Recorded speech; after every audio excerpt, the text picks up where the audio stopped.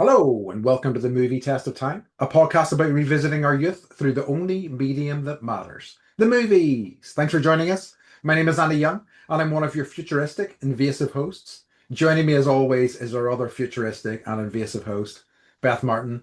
Beth, a pleasure as always. What's the crack?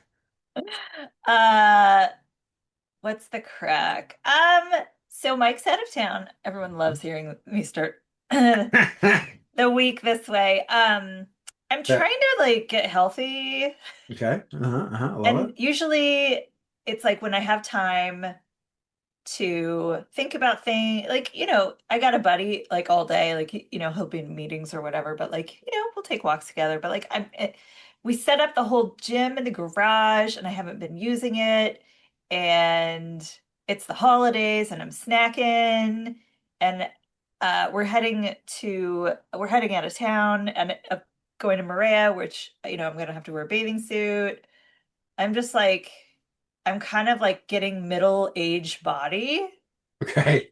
right? I'm 46, and it's just like things are happening, and I'm just kind of like, what the? I used to be able to eat that or drink that, and like it wouldn't have any consequence, and now I'm like, Yeah. everything is a consequence.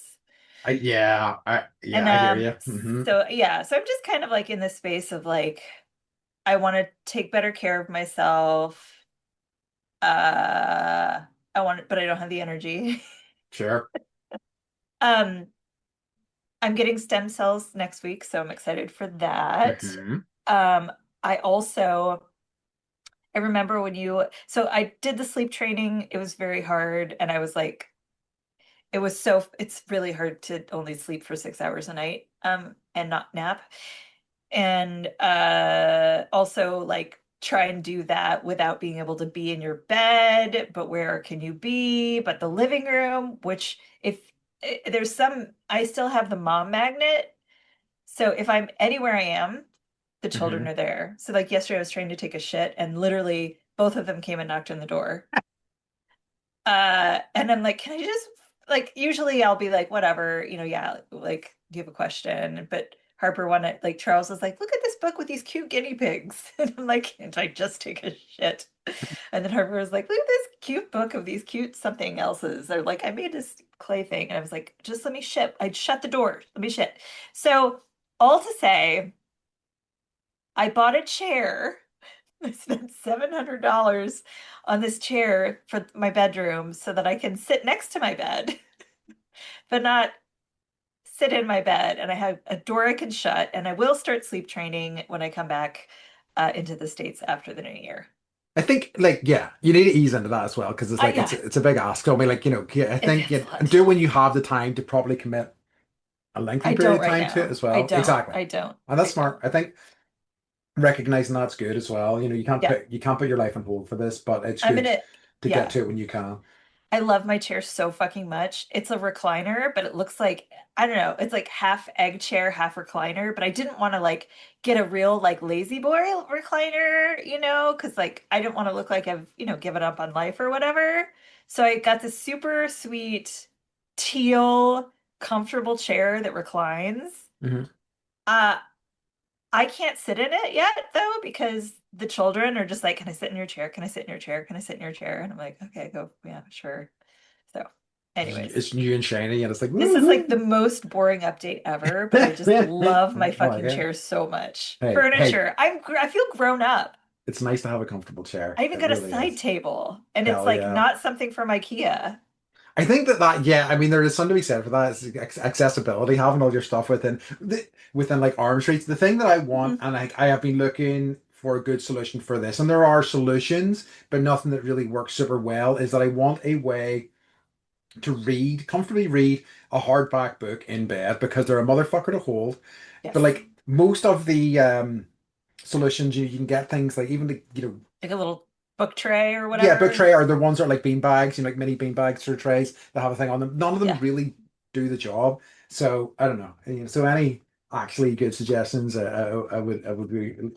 So that's the sort of old man thing that I want is Yeah. a nice place to read my book or something like a nice chair I could read where I could like I have an idea of like a book for what a nerd. I have like a book holder on like a swinging arm and I can like swing it Yeah. in front of me, you know? Yeah, like a music. uh holder, but like with an arm. Exactly. So it's such a thing doesn't exist. I'm sure it probably does. It's bound to. I'll look into it. Um. Anyway, so since we last spoke, I have done yet another park run because I've got park run fever seemingly. Are you My still doing what's the weighted walking called? Where you wear that No, like I weighted haven't weight been vest? rocking. I haven't been Rucking. because basically, when I got shingles because of where it was very uncomfortable to Oh, wear, and I oh. haven't got back into it. But funny, huh? Is this our conversation? I'm like, I'm middle-aged now, and you're like, I can't I read got my books. I I got got shingles. shingles. Yeah, no, it's just like freaking old man or old people tastic, I Yes. should say. Grow with us, everyone. Uh, but Grow keep old myself with us. young by running apparently, and but like Parks.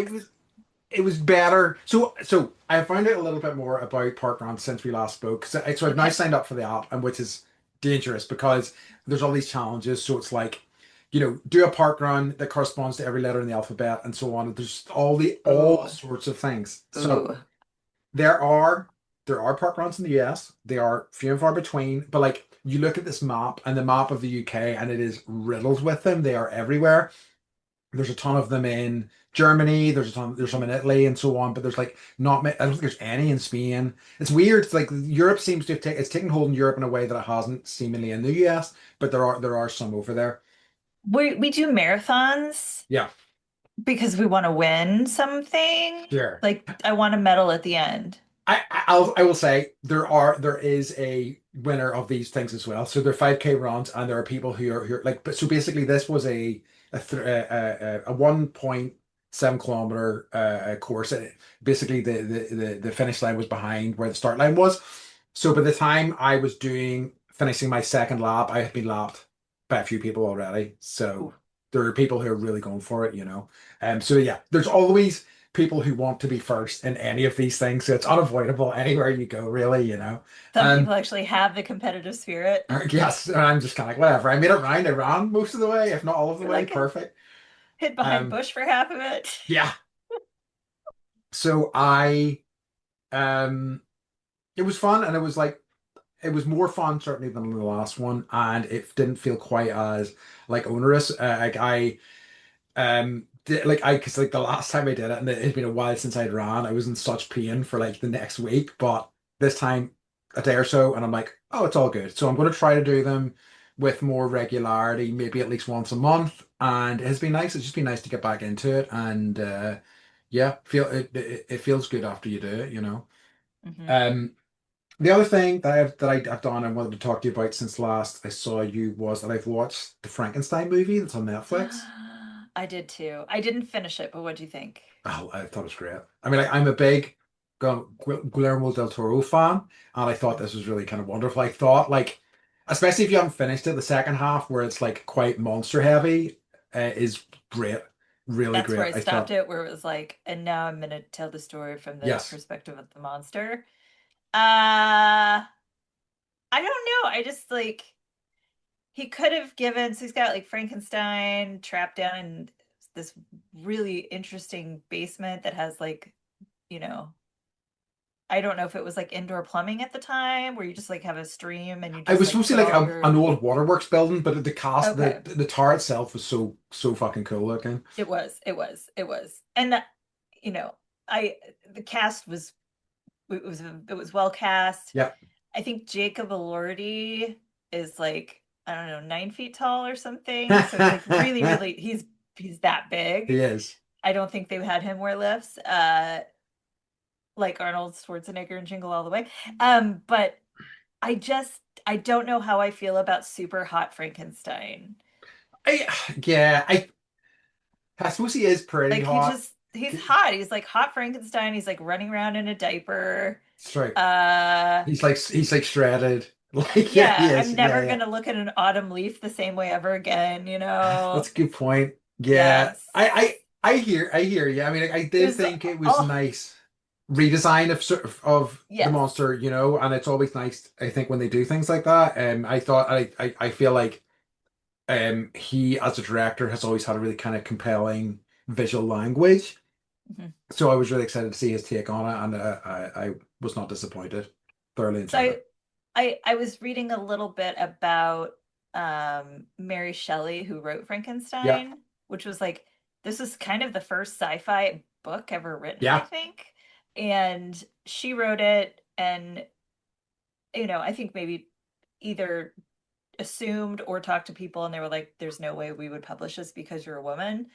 Um, but yeah, she got it published under, I don't even think that had an author listed.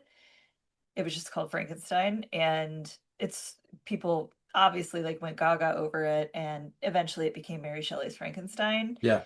and that's why they called it Mary Shelley. Like whatever iteration, where they called it Mary Shelley's Yes, Frankenstein, I think was to obviously give her credit, yeah.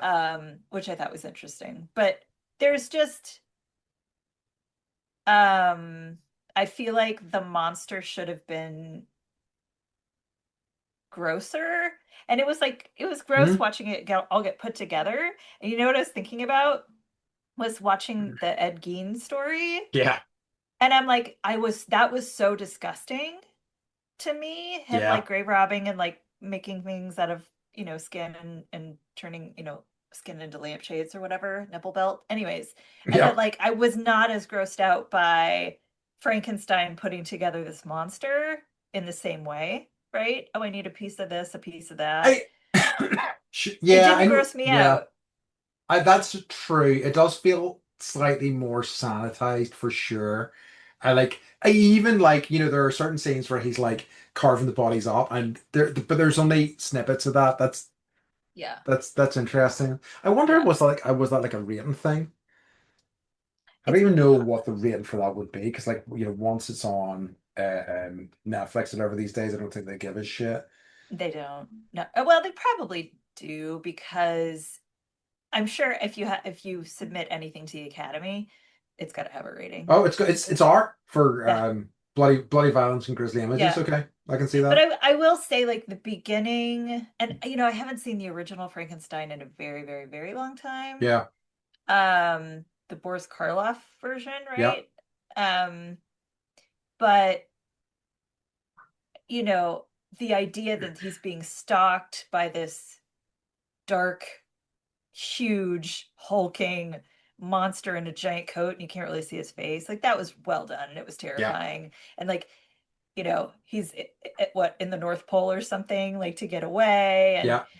Frankenstein falls to the bottom of the ocean and they're like, he's dead, it's fine. Like these people that are trying to rescue him. And he's like, no. And like They're there. Frankenstein No, fucking no. gets up, gets out Yeah, of the water, So yeah, I'll finish it. yeah. I'll finish Yeah. it. I mean, I'll be interested to hear your thoughts once you do finish, actually. Mhm. But yeah, I thoroughly enjoyed that. So do you have any what's occurring for us this week? I do. So you were talking about your training space. Uh-huh. What's it called? My training space. The strength training space, or is it your yoga studio? What's it called? Oh, the yoga loft or the strength loft or one of those Strength things, loft. maybe? Yes, Yeah. strength loft. Someone said, "God damn it, calling a strength training place the strength loft when the lift loft was right there." Amazing. So you can rename your studio. I mean, like, it's not. I don't You're like, have it's not any. mine. I don't. No, I'm gonna get no, no, no. Uh, I think I pushed them to the right, like, whenever, because like whenever they were doing this, they were so it's a friend of mine, it's her studio. Whenever she had the yoga loft, and it was literally a Mhm. loft in a building, and then she was like looking, she was wanted to open a strength training business, and I said, and it was like going to be in just a studio, and I was like, just keep the loft branding because it's strong, like, because she had all these other ideas, and I was like, no, they're all terrible. I think you should keep it all under the one sort of like brand, and I think keeping loft as it is quite nice. Yeah. But yeah, I can't remember. She had like a ton of others, and all nearly all of the rest of them were terrible, I thought. I mean, I still remember Bodie McBoatface, the Oh, Greenpeace boat. so good. It's Yeah. a disgrace that they put that out for a public vote and they did not. They did not call it Boating with Boatface. It's such an amazing name for a boat. It's so much fun. People take things too seriously. They do. We can't call a Okay. boat Boating with Boatface. Why? Yeah. I was reading something. Macaulay Culkin's all over the place right now. He's just decided he wants to like be part of the world again, which is Love it. cool. I mean, I hope he worked through his traumas and can join us in a happy, healthy place. He Yeah. seems to be, but I guess I don't know how long ago this happened, but he was basically like, "I'll change my middle name, so give me like 10 recommendations, and then everybody can vote." And he was like, legally, I will change it. So somebody put Macaulay Culkin, and everybody voted for Macaulay Culkin. So Macaulay Culkin's name is Macaulay Culkin Culkin. Amazing. And so when people stop him and they're like, "Are you Macaulay Culkin?" He's like, "That's my middle name." Amazing.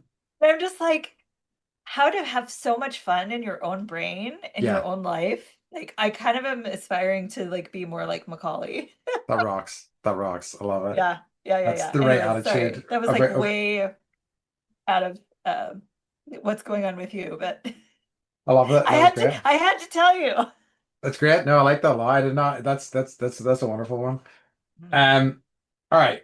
Shall we get into our topic for the week, Yes. which Let's get is into our topic for the week. Strange Days? Strange days. Had you seen this before? I had. Okay, cool. And this was on like my, I don't know, at least in college, I think I probably watched it. I probably watched it like once a year. Oh wow. Okay. Yeah, because that was like that was like I was hip to raving then, right? And it's kind of like got that cyberpunk feel. It does. It kind of lives in. I mean, like in a way, it kind of lives in that same kind of area as like Hackers and I guess the Matrix and things like Yeah, that. Which is like they're not completely contemporaries, but within a few years of each other. yeah. Um, yeah, because like I had suggested this to Beth because like so the reason why we're doing this now is and how we'll probably do things going forwards is do a run of Christmas movies onto Christmas and then something that represents New Year's at the Here, yeah. as our last episode for the year. Yes. And Yes. this was whenever I thought about New Year's, this was the Mhm. first thing that sprang to mind for some reason because it's such a because like this sort of the idea of it being the end of the century, this big sort of turning point, and it being New Year's for a decent chunk of the movie seemed so so in the forefront of what this movie is to me. Yeah. And it's like it's a few so it takes place in the millennium, 1999 to In the 2000 far-flung future of in the far flung 1989. right, right. So things are different. Everyone's wearing Yeah, shirts. Lenny shirts are pretty futuristic. Yes, yes. Uh so it's it's a grimy, dirty city and so it's yeah, so it's Los Angeles.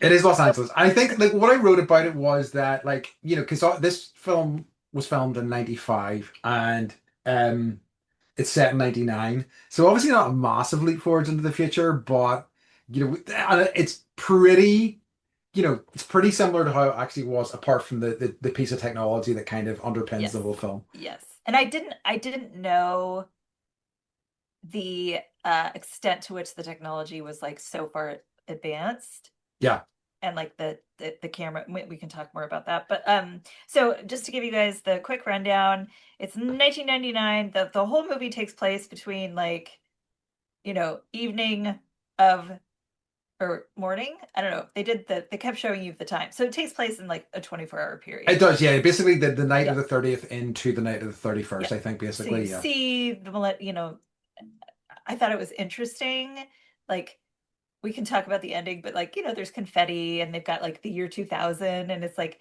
in Los Angeles and they've got the 2000, but also like in many different languages. And I was like, there's no fucking way they would do that. Hmm. Like this concept of like other people other than like, Americans using American mathematics.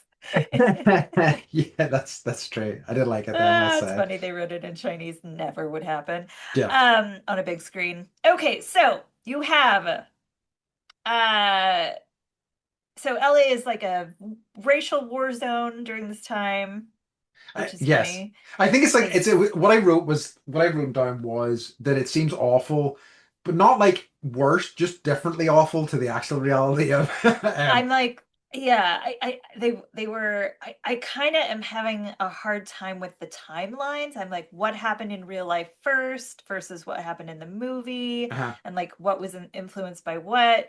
And we'll get into that a little bit more. yeah. So LAPD and SWAT officers are fighting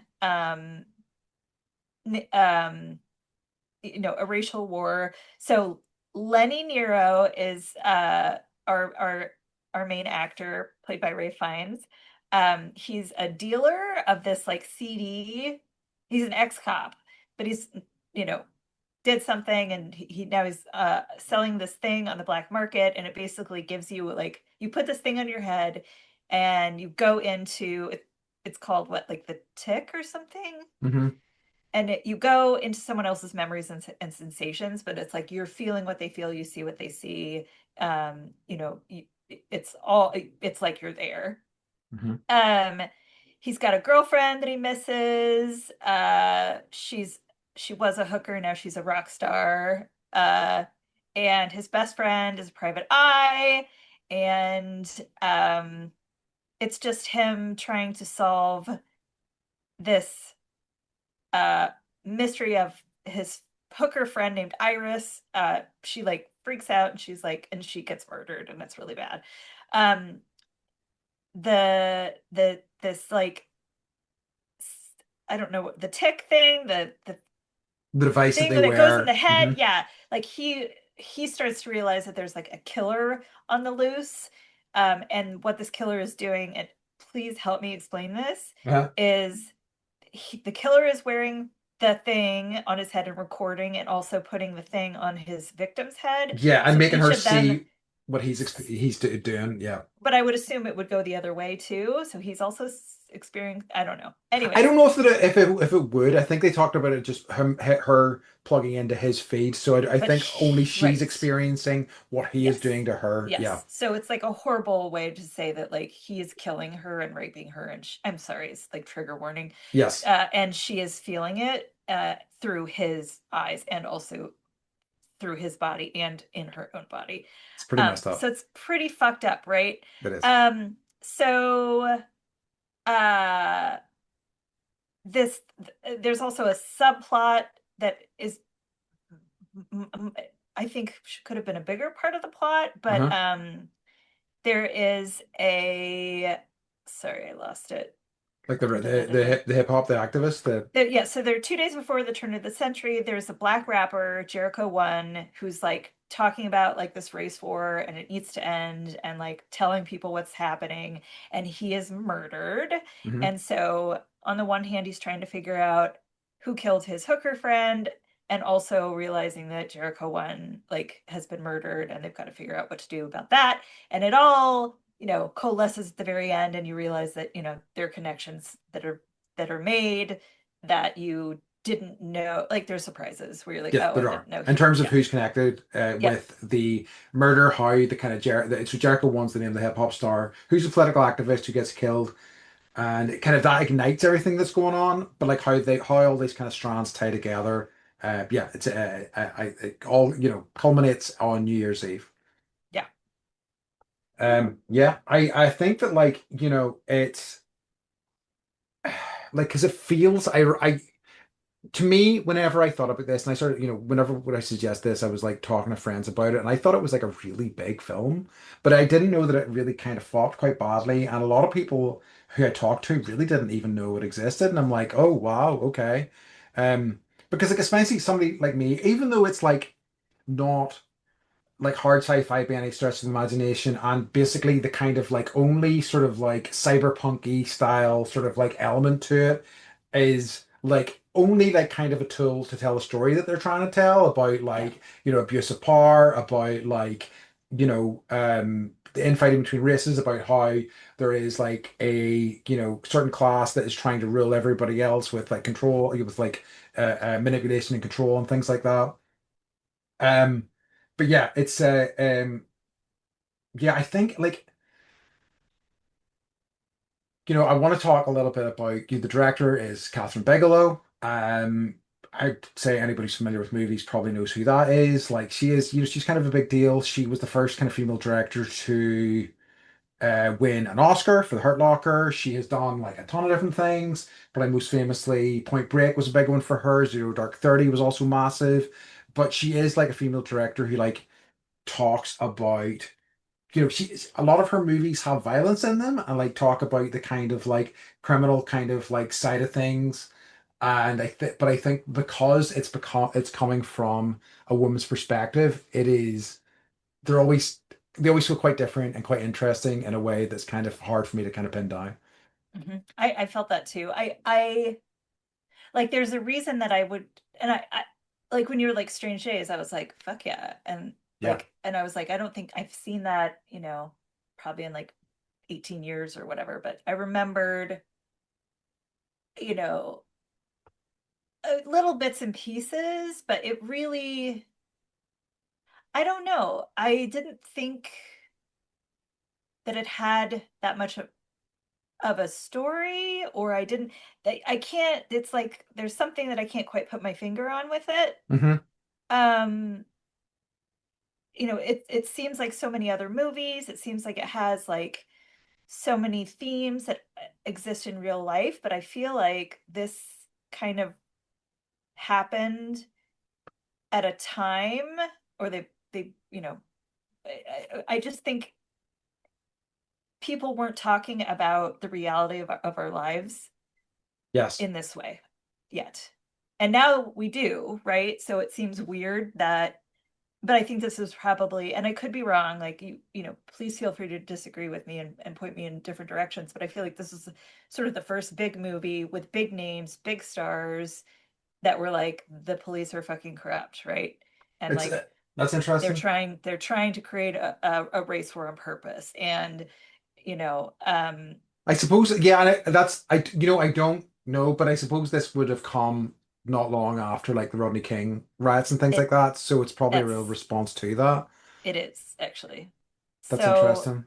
um so yeah, if you want to talk about the director, Yes, sorry. uh, Yes, so yes, first woman to win Best Director Oscar for The Hurt Locker. I think she's got like she's had a really interesting career and she's made a lot of incredible films. Although I think she is a director who maybe a lot of her best work was done like, and certainly I think Zero Dark 30's flawed, but I quite enjoyed it. I think that she has done some interesting stuff in later years, but like I think a lot of her big sort of movies that she's known for were in the early parts of her career. And I know that like she has recently just done a movie, House of Dynamite.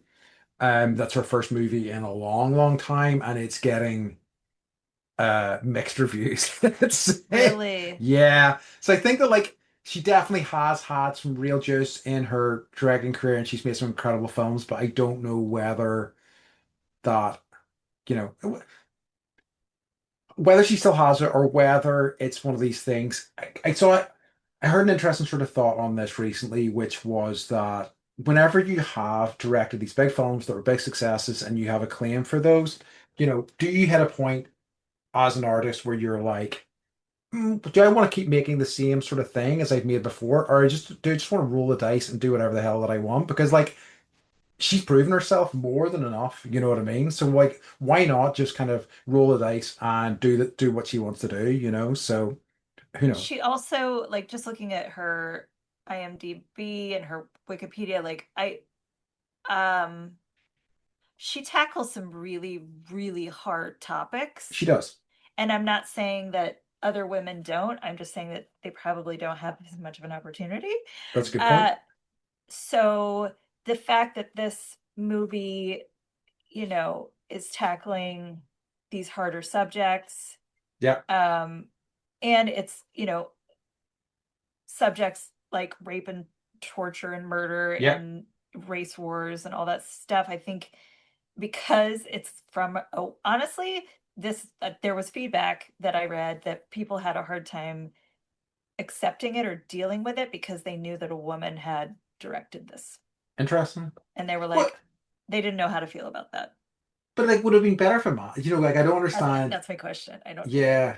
because like I can understand I can understand you having a problem with that in a movie, but I don't know that I don't know what difference it makes that a woman's directing it, and I think that, you know, if anything, probably from that perspective, it's more important that she is talking about this and she's like shining a light in this thing, even if it is hard to process, and I absolutely get that it is.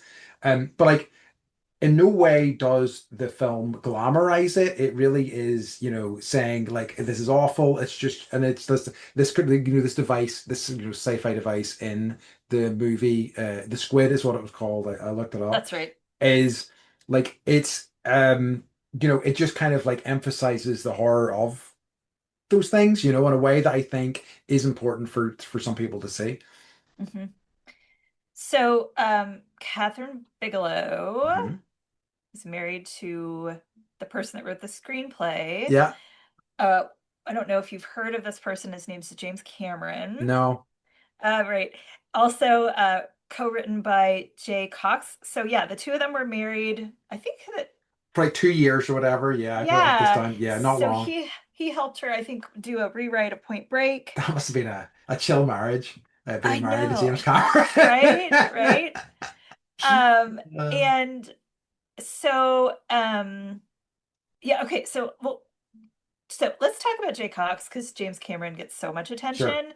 So Jay Cox, he's known for he's fucking amazing. His collaborations, Age of Innocence, Gangs of New York with Martin Scorsese, Strange Days, obviously with Catherine Bigelow. He did a rewrite, an uncredited rewrite of the screenplay for Titanic, with James Cameron. Thank you, Jay Cox, for doing any kind of rewrite on Titanic, because God help me.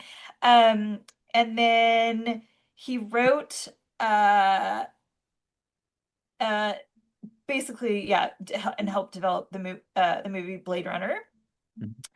So he's done a lot of screenplays for a lot of really really amazing people and movies. So Badass. I know. So good job, Jay. So Yeah. James Cameron like started to work on this story in like 1986. Hmm. So over a decade before the millennium.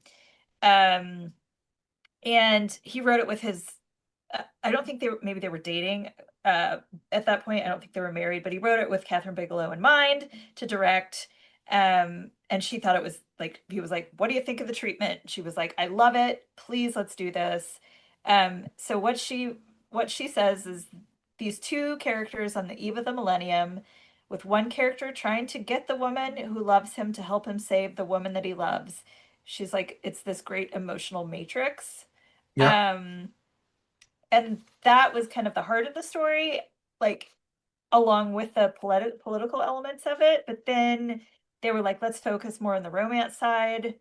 Um, and she was like, I want it to be edgy and gritty, and that's kind of what came out of out of that. Um, Yeah. and it is edgy, it is It gritty. is. It's I think that like I think, we talked about all the kind of like tough stuff that's in here, but like I should double back and say that like I immediately I put this on and like half an hour in, I was like I was in it, I was in the world, it felt complete, it felt well drawn, it felt engaging, and like although it did deal with tough subject matter, it did feel like it was just such an enjoyable watch for me. Like it was just felt really well made. The characters felt really well realized, and Andy, mhm. this movie was 2 hours and 25 minutes. I know, and I I was only like, realized that how's he gonna afterwards, deal? and I was like, and I put it on, I was like, oh no, and then I was like, oh, this is going down real easy. It's just just so nice to watch, and like so many like lovely surprises in terms of like cast that turn up and things like that, Yes, and you're just like, this is yes, great, and like yes. even Angela Bassett's character doesn't turn up until a bit later on, and when she turns, it's like, yeah, another injection of life into this thing, Yes. It's just wonderful in so many ways. Like just again, you know, and I think any movie that can do that, that can do, really tackle the kind of tougher subject matter, but actually make an entertaining kind of like project, I guess, it's just Mhm. that takes some real skill, I think. I agree.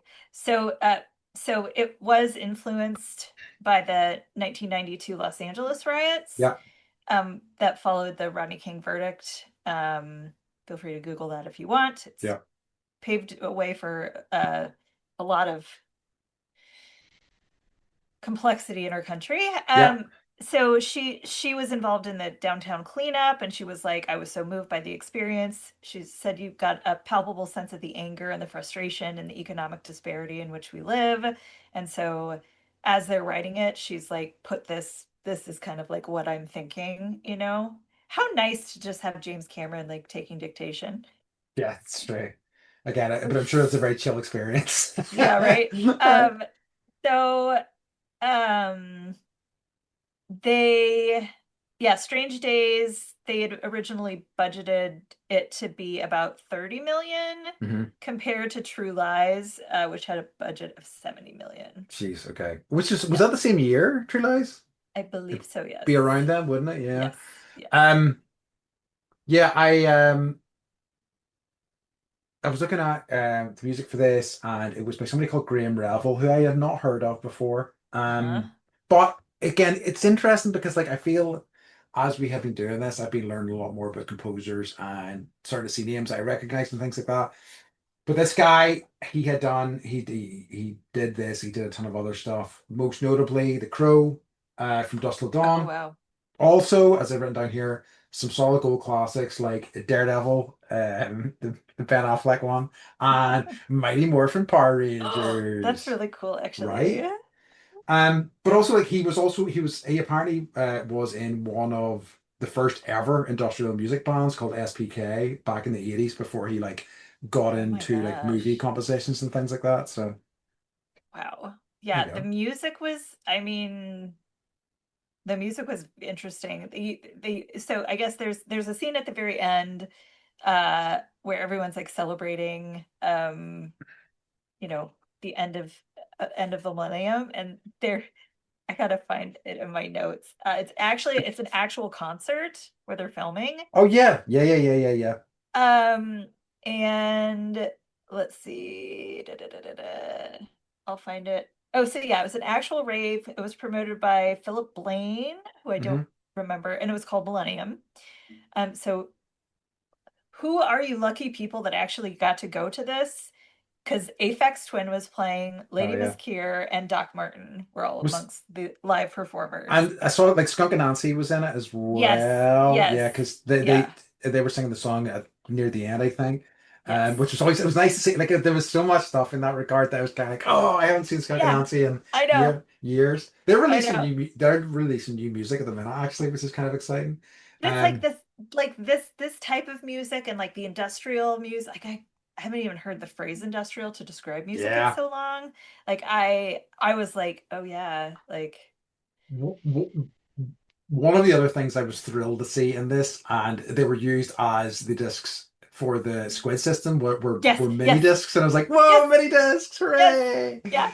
They Um, like they like revamped them a little bit, but you were like, yeah, I was I like, never had a mini disc player oh, because it I was like did. a weird like 2 year period where it was like There was. we went from tapes to CDs, but mini discs were like, were You they see, after CDs or before CDs? no, they were after CDs. It was at a time when I was really getting into music, so I had bought like a set of like decks, just Yeah, individual. Like I had a CD player, I had like an amp, and blah blah blah. And I actually I still have a mini disc deck that's awesome. there, and I That's think they're worth awesome. money now because people have moved back to the format and kind of love them in a lot of ways. But I was like interested in making like my own collections and stuff, and before. We had like MP3 players essentially. That was the way you were doing it. But like you say, a 2 year window and then the like MP3 players came along and Yes, just blew them out of the they water. did. I think it was like, well, so it was 90, so this is the 90s, yeah. So like by 2005, I think, Hmm was when the first iPod came out, or 2006. That sounds about right. And that was, yeah, that was like you could keep, no, it was before that, the big iPod. I remember, yeah, I had one. I bought a pink one and you could like get them engraved. Yes, And I remember so those. Yeah, yeah, yeah. I think I was like, I don't know, like 19 or 20. So it was like, yeah, right around this time. And I had it engraved with Dude, I Rule, spelled Hmm. DoodIRool. And I still have it. Amazing. I'm Yeah, so embarrassed. I had a great one early on, and 2001, first iPod came out, but Okay. and I got it wet within the first 3 months of having it, and it was completely fucking toast, you know. Uh, but still a V. They love me. So yeah, I thought they did a good job on the music. And Did it? it's like I hadn't heard a lot of the songs in a really long Yeah. time. And it was just nice to, yeah, kind of have. Okay. Also, um, I don't know if you remember it, Angela Bass Angela Bassett is a fucking badass. Like Shit. I just love her and everything, and I want her to win an Oscar really badly. But there's this, she's like talking to the Ray Fiennes character, and she's, saying something along the lines of like this, like it's all happening right here, right now. And I was like, that's literally from Fatboy Slim, right here, right now. That's Yeah. her voice. He sampled that from this and then made that track. Oh, really? Yes. That rocks. I did not know that. I That's know. So awesome. when you're done, everyone listening to this, go listen to the Right Here, Right Now, and you can hear Angela Bassett. So I think also just while we're on the Angela Bassett topic is that like I think this was a big catalyst for people who'd seen this movie. Whenever they were casting the X-Men film, people were like, she needs to be Storm. And she should have Yeah. been, I think she would have been a much better option. Like Halle Berry's fine, but Halle Berry's softer, whereas Angela Bassett in this is so hard, like she's tough, like, and you believe it, you know? And it would have been great, but it didn't happen, unfortunately. Well, and she plays the mother in Black Panther, right? Yes, she does. Hmm. So like she's just, I think her breakthrough, sorry, I love me some Angela Bassett. She rocks. Yeah, she was in Boys in the Hood, Malcolm X, Waiting to Exhale was like, Hmm. I feel like that might have been kind of the one that turned everybody on to her. But yeah, she's, I don't know, as just like as a complete badass whose arms I wish I had. Oh, she does look incredible in this. Like she's just so Yeah, shredded, and she's just yeah, like such. Yeah, she's like a powerhouse. She really is. She rocks. yeah. Like, and it's such an and again so nice in a film. Like ostensibly the main character Lenny, he was a cop, so like should be able to handle himself, but is actually kind of gets his ass kicked a lot, Yes. and is kind of like a greasy loser for the most part, Yeah. whereas Mace kind of takes care of business in ways that are Yes. it's quite wonderful. Yes. Yes. Yes. So do you want to talk about like favorite actors Yeah, in absolutely. everybody was in this movie. Yes. So Go for it. I mean, it's just like, so I looked at the movie poster because I think I might have even like gotten one from Hollywood Video at Uh-huh. one point and put it up in my room, and it was like Angela Bassett and Ray Fiennes and Juliette Lewis Yeah. um were the but it's like um Tom Sizemore. Yes. Tom Sizemore's wig obviously gets a different accent. It definitely does. Definitely does. That wig, oh wow. Uh-huh. Vincent, I never pronounce his name right. D'Onofrio. D'Onofrio Uh-huh. plays, if they're cops, they're probably crooked Yeah. cops, just gonna say. Um, so yeah, it was a lot of, Uh, good good Michael faces. Wincott, who plays the kind of manager of Jericho 1, is another guy who's one of these guys you see his face and you're like, oh yeah, yeah, I know that guy. Just like he is classically a classic Hollywood bad guy look about him in a way that few other actors have. Yeah. Says he's got quite the name. Michael Anthony Claudio Wincott is a Canadian Ooh, actor. His deep, raspy voice has often led to his being cast in villainous roles, and he totally plays this well. He also has good hair. he does. Uh, but yeah, he's always, I don't know. I don't see him in like Scent of a Woman, you know? No, I see him no. as like rapist rock star. Yeah, that's yeah, the kind of guy who beats women. Yeah, Yeah, um, yeah. I think like I've got to say, I seeing Tom Sizemore with long hair is just it's wrong. Like I even though I think the wig's not bad, it's like it's all wrong. You see it, you're like, no, bro, you're a shaved head guy, you're a short hair guy. Yeah. Long hair is just Well, not your thing. yeah, and like so part of the premise of this is like all of these videos that people are making that you can buy to experience whatever they're experiencing. Like you want to hide the recorder. So he's like wearing like a bandana in a lot Yeah, of his scenes and like yeah, like at the end you've gone through this whole thing with Tom Sizemore as your best friend, and then you realize like he's actually a traitor, whatever. That doesn't really matter. What matters is they're all fighting and someone pulls his wig off and they realize he's been like recording everything like this whole time. basically everything. Yeah, Everything, but it's like that's not his real hair. You could tell like they were all like trying to be like that wasn't he was recording. That's not we, his real hair. I'm like, yeah, what you're fucking idiots. I yeah. can't with you. We know that's not his real hair. He doesn't look Yeah. right. He doesn't look No. right. No, and yeah, and like, how long have they been friends? Probably a very long time. Right. Did they ever go get a haircut together? Like, I don't know. I don't know. Um, so I have a bone to pick with the lead. Okay. I can't see. Uh, what did I write? I can't see. Uh, Ray Fiennes. Ray Fiennes as like an American slime ball. I can kind of, but I think that he could do a slime ball, but like him being American just does not sit right with me at all. It just Yeah. his accent's not bad, I don't think, but like it's just he doesn't feel quite like I still liked him in this and I thought he was grand. It's maybe not my favorite part of the movie, but I still think he worked in this. But just make him in, like just do the freaking oh, I've forgotten his name now. The guy in oh no, this is terrible. You're fine. So, um, so yeah, I had a hard time believing him Hmm. as, yeah, as, and I guess like he had just come off of Schindler's List, Hmm. and Catherine Bigelow saw that and was like, I want him in this movie. Oh, And I had interesting. read somewhere that like Ray Fiennes and Angela Jolie had dated, and I was like, when would that have been? And this is probably like he was hot Yeah. at this point in a different way like Hollywood hot. Yeah, absolutely. And 100%. Yeah, I that's would why. I'm just yeah, I can see that happening during this time, but yeah, Sorry, he's a sorry, beautiful sorry. man, he's a great actor. Yeah, go ahead. I was going to You say, find it. I think they should have just done the Jason Statham thing because Jason Statham can't do an accent Yes. where they're just like he's lived in America all his life, but he grew up in the UK, and they could have just done something Yeah. like that, and it would have been fine, you know? I would have believed it more, not to say he can't do an American No, accent, but it's like I think it might be his only role where it's he's like played an American.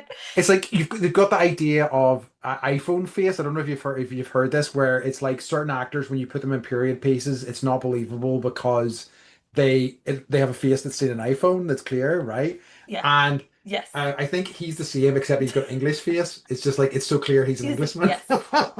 Yes.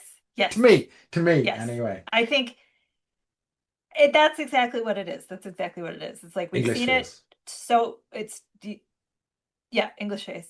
It's And it's always ingrained into him, surprising you to know. find out like, oh, you're British. Yeah, but it's like yeah, it's you can't unsee all of the other English movies that he's done. You cannot, absolutely not. Okay. But he rocks. Not to say he didn't do a good job. He did. Yes, he did. Also, like, why would you name the main character Lenny? Yeah, I agree. I think that it's a good like sleazeball name. Do you know what I mean? Like it's a good sort of Yeah, like I do like the fact that his hair is greasy the it whole is way so through it. You know, greasy the whole way through. it's And that's how perfect. I knew that Tom Sizemore's hair was fake. It's Because like there was no, it was just, silken and it just flowy. looked, I don't know, it was kind of like somewhere between, yeah, I don't know, like rocker slash caveman, Yeah, with no grease. it's true. None. It's true. Okay, so would you like to know some little facts, Yes, factoids? please. So Juliette Lewis, we all know she's a total badass. She did all of her own vocals and singing for this. Yes. Because Maybe this was she's she's in a a band. band. Yeah. Yep. Yeah. Hmm.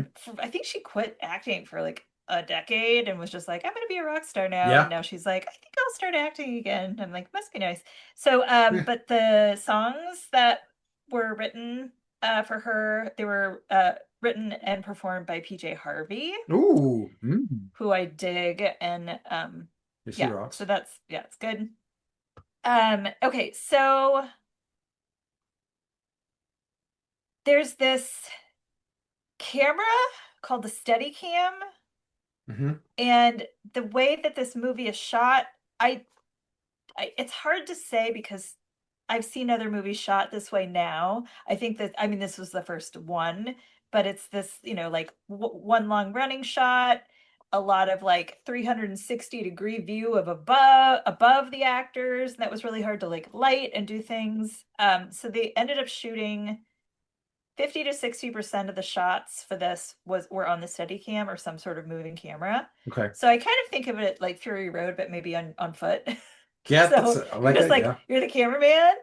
You gotta be doing your park runs on the weekends, and like making sure that you can like run your ass off and also do amazing cinematography. Uh, okay. All Yeah. right. So challenge So accepted. All right. Okay. So I've just got to start carrying a Steadicam with me when I'm doing my yeah, park runs. Okay. I Got think it. so. I think so. And make it interesting. Sure. So Film some action shots. right. Just go punch your reindeer in the face. Yeah. Okay, so uh the vast majority of this movie was shot at night. Hmm. So this is insane. Can you imagine out of an 80-day shoot schedule, 77 of those days you shoot at night? Yeah, that's You're only rough. living at night That's rough. for like 3 months. Yeah. I For would you do actors. it? Would you do it? How much would you how like 20 I million mean, yeah, 20 to million. be Yeah, like I guess. For 20 depressed million, I for 20 guess. million I'll do 3 months for 20 million, I suppose. in the dark? Yeah, I mean, like, Uh, honestly, like, yeah, I can, because that would do me for a couple of years. I would not have to work for some time after that if I got 20 million for that. So, yeah, That's true. sure, why not? Okay. All right. Well, now we know your price. Okay, Yeah. so Oh, I'm there way cheaper than that, but 20 million will I, do it. we're not going to ask how cheap 20 million is. Yeah, don't, Okay. let's not go down that path. So okay, so you get a lot of these point of view action sequences where the audience sees everything from the perspective of one of the Yeah, characters. Um, that required over a year of preparation, planning, and rehearsal before they could shoot. interesting. It did I feel know. quite unique at the time. I feel like other films have done that since then, but They it have. They stole it. and I feel like, that it really, it kind of like brings home how like tough some of the scenes are that you're inhabiting them. It really does. It's very effective. Yeah. So part of that is because James Cameron did a lot of the editing work, especially the final action sequences. But he couldn't be credited. This is funny. He couldn't be credited because he was not in the editors union. He joined before making Titanic in 1997 and is Wow. credited as an editor in that film, but not on Strange Days. Amazing. Okay, and then let's see, blah blah. Okay, so the character of LAPD Chief Strickland was likely inspired by real life LAPD chief. That's the LA Police Department. Uh-huh. Daryl Gates, who became notorious for his mishandling of the Rodney King beating of 1991 and the Los Angeles riots of 92, which occurred when the officers who had beaten King, an event captured on video by a bystander, were acquitted by an all-white jury. Much of this film takes its themes from those two events. Love it. And this all ties into O.J. Simpson. Oh, okay.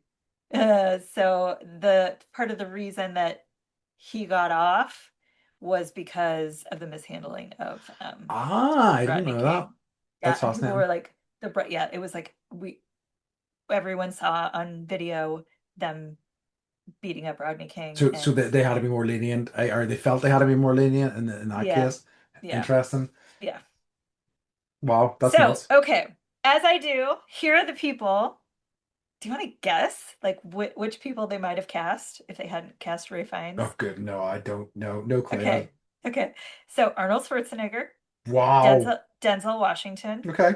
That would have been good. Michael Yep. Keaton, Tom Hmm. Cruise, Jeff Bridges, Mel Gibson, Bruce Willis.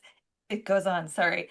Andy Garcia, Nicolas Cage, Patrick Swayze, John Travolta, Sean Penn, Bill Paxton, Dennis Quaid, and Kurt Russell. Jeez, wow, a I murderer's row. know. I mean, like I think like this, like I 50 to 75% of those names, I'm like, I would quite like to see that movie, you Yep. know. I mean, I Yep. like the movie, I like the movie a lot as Yep. is, but they sound good. Yes. And to be fair, uh Ray Fiennes was just getting started, That's and fair. this is Yeah. oh, good job. If you're gonna play an American Slime Ball, In case anybody's wondering, my yeah. obviously my number one choice would have been Mel Gibson, number one with a bullet. I'm joking. I am joking. I need to make that clear. He steals water. He steals water. He got in trouble. I don't know. This is like 5 years ago. He's got an avocado Yeah, farm.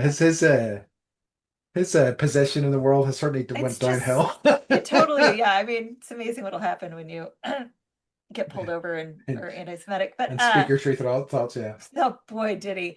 Oh yeah. So, well, no, he got fined because he had water trucks for his avocado farm, like Oh, I think I parked. heard about this. Yeah, and they were like siphoning all the city water for his avocados, What and they were else like, the "You can't do fucking that." garbage I person? know. You better not live in the Palisades. Anyways, Nice. that's what Well, I have in terms okay. of facts. All right. So in that case, shall we get to our final section, our final sections, I should say. I think I don't have anything for the Animal Acting Award this week. I don't You're think. I don't know. There was no real animals in it, and no. so. I mean, But yeah, you could say Tom Sizemore's hair. that Sensei Schwarzerd absolutely takes it. Absolutely takes it in a magnificent performance as real hair. Um, so to legit fit, I think is clearly goes to Lenny for his incredible selection of shirts and ties. They're Yeah. so garish Yeah. throughout. Every choice is horrifying, and I love it. Yeah, I mean, I was like, I didn't know which way you were gonna. I didn't know which way you were gonna go. It could have I, been Juliette Lewis with her rollerblading outfit, which was a thong and like a tiny that was t-shirt that and really ruled, and thigh then like a and wee, a thigh wee belly highs. chain as well. I was like, Yeah, oh and a yeah, belly chain. And I she's was like, that's Venice Beach for you. she does look incredible, like, and she's like basically at least partially naked in every shot she's Yeah. in the film. Yes. It's Yes. it's it's kind of wild. Yeah, she But had yeah, good wigs too. she was in contention. I really didn't see. I've got to say, like, so one of the things I wrote early on because I couldn't remember how the film ended was that Mace and Lenny is one of the best platonic friendships I've seen on screen, and I was kind of sad when they kissed at the end because like I would have just preferred for them to remain friends, and like although there are things to like about Lenny, I'm not too sure why these women are interested in him in a I lot of agree. ways. I agree. You She's know, like Mace's such a badass. She's like an ass-kicking limo driver who dresses amazing, so you can always see her arms, right? And like maybe she it's because, they think they can fix him. This is it. This is it. He does seem like a project for sure. Um, Amazing. All right. So, in terms of revisit, remember, refuse, or redo, what are your thoughts? I think had I not known the backstory and like how this is hard. I'm not gonna lie, it was hard to watch Yep. for reasons of content, but also like so much of that time in America was so hard, Yeah, that's true. and to revisit that, it was not like it's not like watching a documentary, but it felt very, very, very um familiar. Yeah, yeah, and probably not wonderful ways. Yeah. So, but I will say, like this really did, even though I know it's got a cult following now. Yeah, Um, and just like I'm like, well, this just like this movie, and I'm like, but that movie came out after this, and like every movie I can think of comparing this movie to came out after. yeah, So I think it really did change a lot of yeah. cinematography, story, and Catherine Bigelow. I more props to her for having the tits to do this. I don't know how Yeah, you say sure. that. Yeah, Like yeah. she doesn't have balls. But yeah, she did. But she had things to say and she said them, and Hmm. like Hmm. you got to respect her for that. Yeah, Yeah, and she continues to do that, and I think that's pretty awesome. yeah, So love it. I definitely I I as now I think because I'm older, like early, like before it was like hard. I don't know. I was watching it like through 19-year-old eyes before, Sure. right? I'm like, I like this, This this band, fantasy, and like, yeah, yeah, it's a raving, yeah, like cool. But now I'm like, oh man, the world's fucked up. So yes. Yeah, I think, yeah, I'm pretty there with you. Like, I think it's like for me to revisit with like a content warning, it's tough. yes, It is a yes, lot of tough subject matter, but it's an incredibly well made film with some really compelling performances, a really kind of like, I think, thought provoking central ideas, I think, in there as well that are just really kind of like explored in, I think, quite satisfying ways. It is tough at times, but I really enjoy this revisit, and I'm really glad that I did. It's a film that has been on like long on my list to kind of rewatch, and yeah, so definitely, let's say with a content warning, but I think a definitely a revisit for me. yeah. I will say because Andy warned me, he was like, yeah, we're watching Strange Days, but like, or you just said like I had a hard time finding it, so let me Yeah, know if you. And I did. I was like, okay, get on this now, just in case like it's an issue, you need to go buy the DVD. And I found some random website, but it would definitely took like three other websites that were like, you know, full of and viruses.